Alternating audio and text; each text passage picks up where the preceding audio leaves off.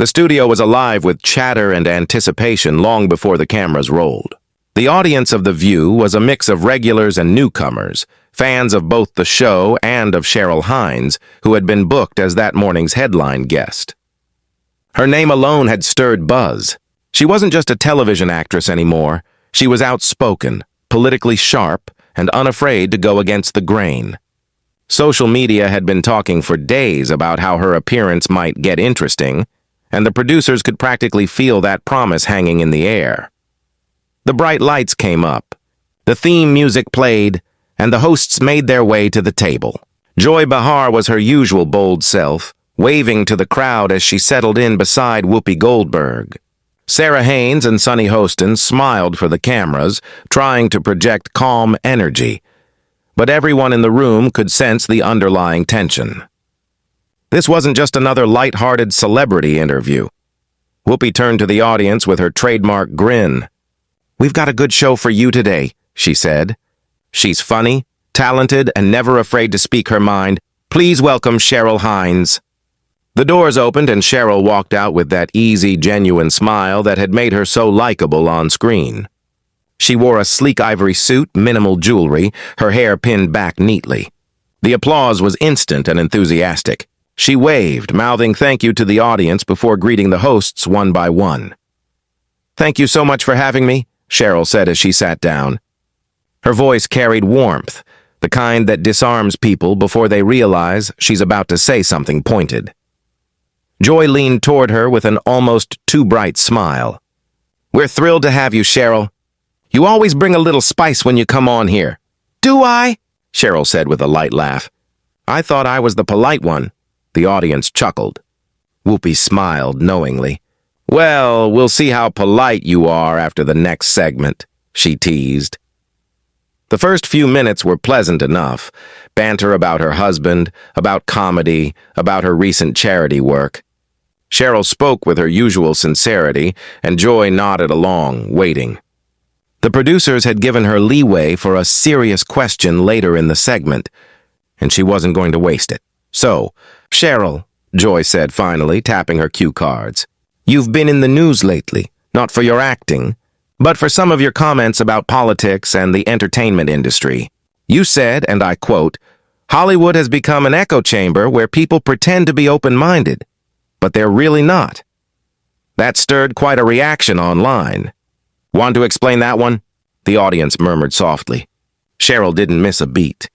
She smiled, her tone calm but deliberate. "Sure. What I meant is that it's hard to be yourself in Hollywood right now. People say they want open conversations, but what they really want is agreement. If you don't fit the approved narrative, they treat you like an outsider." Joy nodded slowly, feigning neutrality. "Well, some might say that's not about silencing. That's about accountability. If people say things that offend others, there's bound to be pushback." "Pushback is fine," Cheryl replied. "But it's not just pushback anymore. It's punishment. People lose jobs, reputations, friends over disagreements. That's not healthy." The room shifted. The audience wasn't sure whether to clap or wait. A few started anyway. Cheryl smiled graciously at them. Joy pressed on, leaning forward slightly. "So are you saying you've been punished for your views?" Cheryl tilted her head. "I'm saying I've seen a lot of people afraid to speak up. Not because they're wrong, but because they don't want to get destroyed online." Joy gave a short laugh, though it sounded more defensive than amused. "Oh, come on, Cheryl. You're an actress in Hollywood. You've got a great career, great family, tons of fans. Nobody's destroying you." "It's not about me," Cheryl said quietly. "It's about people who don't have that safety net. I can afford to say something unpopular. A lot of people can't. That's why it matters." Audience clapped again, louder this time. Cheryl didn't, and we've blurred the line between disagreement and danger. If we can't tell the difference anymore, we're not having real conversations. We're just scoring points. That hit harder than Joy expected. She glanced toward a part we forget. The audience erupted into applause. Joy tried to smile through it, but her eyes betrayed her irritation. "You've got a lot of opinions today," she said. Her tone just light enough to sound playful, but not enough to hide the sting. When the commercial break ended, The tension from the previous segment hadn't faded. If anything, it had thickened like storm clouds gathering overhead. The studio audience buzzed with whispered chatter. Producers behind the cameras exchanged looks, half nervous, half thrilled. Conflict made for good TV, and everyone knew they were sitting on a segment that would trend within hours. Whoopi Goldberg's voice brought the show back to life. "All right, we're back with Cheryl Hines," she said smoothly, smiling toward the camera. "And clearly, we're having a spirited discussion this morning." Her tone was the perfect balance between bemused and diplomatic, the voice of someone used to cleaning up messes before they got too out of hand. Cheryl chuckled politely. "That's one way to describe it." Joy Behar forced a smile, though her jaw was tight. "Well, Cheryl, you were saying that Hollywood doesn't tolerate different opinions. I just think sometimes people confuse criticism with censorship." Cheryl leaned forward slightly, her voice even but firm. "Criticism is fine, Joy. I've handled plenty of that in my career. What's different now is that it's not about discussing ideas anymore. It's about destroying people over them. You disagree with the wrong person and suddenly you're toxic. You're done."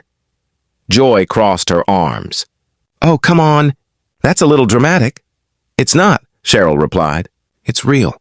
People have been fired, blacklisted, or labeled hateful just for not falling in line with what's popular that week. You know it happens." The audience reacted. Murmurs and a few claps echoed across the studio.